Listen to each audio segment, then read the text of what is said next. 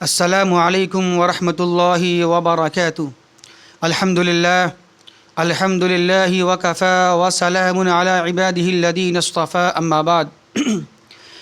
محترم سامعین کرام و ناظرین کرام، آج شوال کی 2 تاریخ ہے، یعنی عید کا آج دوسرا دن ہے۔ کل ہم لوگوں نے عید کی خوشیاں منائیں اور ابھی تک یہ سلسلہ ابھی جاری ہے۔ یہ سلسلہ کم از کم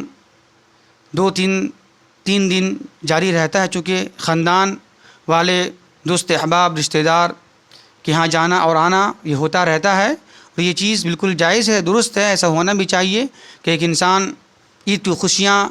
بانٹیں، اس کا اظہار کرے اور اپنے یہاں لوگوں کو بلائے اور خود رشتہ داروں کے یہاں جائے، خاندان کے یہاں جائے، اس سے ملے جلے۔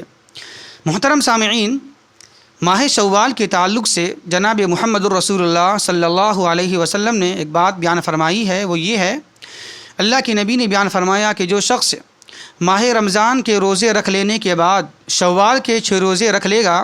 تو گویا اس نے پورا سال روزہ رکھا۔ یہ اس کی فضیلت ہے، یہ اس کا مقام ہے کہ جو شخص رمضان کا پورا روزہ رکھ لے گا اور اس کے بعد شوال کے 6 روزے رکھے گا تو گویا اس کا مقام، اس کی فضیلت یوں ہے کہ گویا اس نے پورا سال روزہ ہی رکھا۔ کیوں؟ یہ اس لحاظ سے پورا سال کے روزے کے برابر ہے کہ ایک روزہ 10 روزے کے برابر ہے، ایک روزہ 10 روزے کے برابر ہے، تو گویا 30 روزہ 10 مہینے کے روزے کے برابر ہے، اور 6 روزہ 60 روزوں کے برابر ہے۔ تو اس طرح یہ پورا سال کے روزے کا ثواب اس طرح اللہ عطا کر دیتا ہے۔ تو یہ اس کا مقام ہے، یہ اس کی فضیلت ہے۔ ہمیں چاہیے کہ ماہ شوال کے 6 روزے رکھنے کا اہتمام کریں اور اس کو اپنائیں تاکہ یہ فضیلت، یہ مقام ہمیں حاصل ہو جائے۔ محترم سامعین، یہاں پر ایک بات ہے اور ایک شبہ ہے جس کو دور کرنا بہت ہی ضروری ہے، وہ یہ ہے کہ ہمارے کچھ مائیں اور بہنیں عید کے دوسرے دن ہی ماہ شوال کے روزے رکھنے کو ضروری سمجھتی ہیں کہ بالکل ضروری ہے، اگر اس کو نہ رکھیں دوسرے دن تو اس کو خراب سمجھتی ہیں اور اپنے عقیدے کے لحاظ سے اس کو بالکل صحیح نہیں سمجھتی ہیں۔ لیکن یہ مناسب نہیں ہے کہ عید کے دوسرے دن ہی سے اس کا آغاز کر دیا جائے اور اس کو ضروری سمجھا جائے، اس لیے یہ مناسب نہیں ہے کہ دیکھیں آپ عید کی خوشی کے اظہار کے لیے آپ کو جانا ہے، آپ کے خاندان والے لوگ، آپ کے رشتہ دار، آپ کے دوست احباب، آپ کے ملنے جلنے والے، آپ کے متعلقین آپ کے پاس آئیں گے اور آپ کو بھی جانا پڑے گا، تو روزہ کی حالت میں یہ مناسب نہیں ہے کہ آپ کے گھر میں کوئی آئے اب اس کی ضیافت کریں، تو یہ مناسب نہیں ہو پائے گا، اور یہ عمل حالت روزے کے اندر میں یہ چیز نہیں ہے۔ تو آپ کو کہیں جانا ہے یا آپ کے پاس کوئی مہمان آئیں گے تو یہ عمل جو ہے روزے کی حالت میں درست نہیں ہو پائے گا، اور آپ صحیح طریقے سے ضیافت اس کی نہیں کر پائیں گی، اور نہ آپ روزے کی حالت میں کہیں جا پائیں گی۔ تو یہ ایک اکرام مسلم اور ضیافت مسلم کے خلاف ہے، منافی ہے۔ ٹھیک ہے، روزہ رکھیں آپ، لیکن اس کے تیسرے دن، چوتھے دن روزہ شروع کریں آپ، لیکن اس کو بالکل ضروری مان لینا کہ عید کے دوسرے دن ہی روزہ رکھنا چاہیے، باقی اور نہیں رکھنے سے اس کو خراب سمجھنا اور اپنے عقیدے کے لحاظ سے اس کو بالکل برا سمجھنا، تو ایسا کچھ بھی نہیں ہے۔ بلکہ جناب محمد الرسول اللہ صلی اللہ علیہ وسلم نے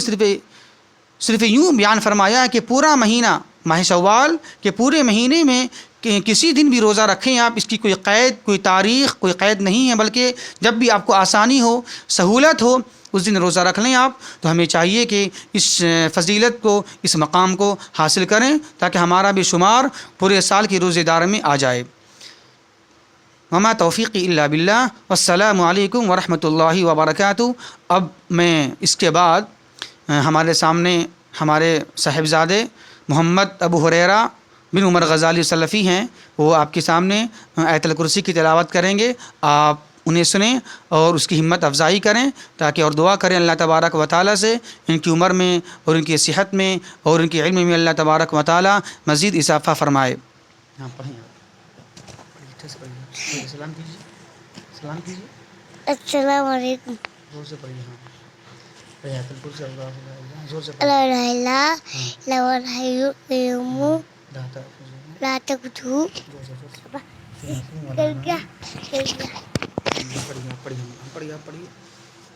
نہیں ہاں دھونا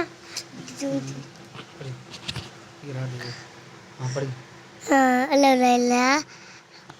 الا